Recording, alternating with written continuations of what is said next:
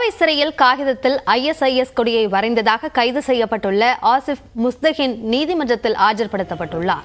கூடுதல் விவரங்களை நம்முடைய மண்டல தலைமைச் செய்தியாளர் குருசாமியிடம் கேட்கலாம். குருசாமி, விவரங்களை பதிவு செய்யுங்கள்.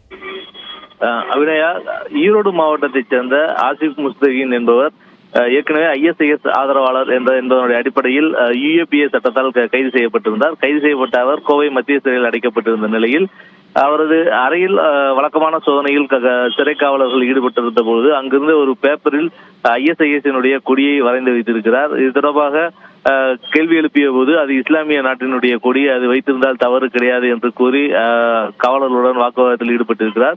இந்நிலையில் கடந்த 13ஆம் தேதி சிறை காவலர்கள் மீண்டும் அவரது அறை அருகில் சென்ற பொழுது சிறையையும் தகர்த்து விடுவேன், உங்களையும் இல்லாமல் செய்து விடுவேன் என சிறை காவலர்களை மிரட்டியதாக கூறப்படுகிறது. இதனைத் தொடர்ந்து சிறை காவலர்கள் அளித்த புகாரின் பேரில் கோவை மத்திய சிறையில் அடைக்கப்பட்டிருந்த ஆசிப் முஸ்தகின் தற்பொழுது மீண்டும் கைது செய்யப்பட்டிருக்கிறார்.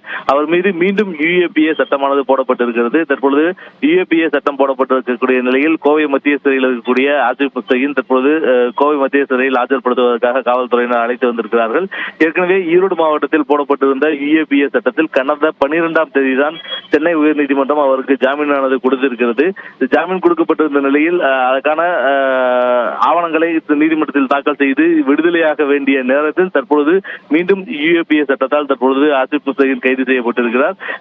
தற்போது நீதிமன்றத்தில் ஆஜர்படுத்தப்பட்டிருக்கக்கூடிய அவருக்கு அடுத்த கட்ட நீதிமன்ற நடவடிக்கைகள் இன்னும் சற்று நேரத்தில் தொடர இருக்கிறது. அப்படியா, விரிவான விவரங்களுக்கு நன்றி குருசாமி.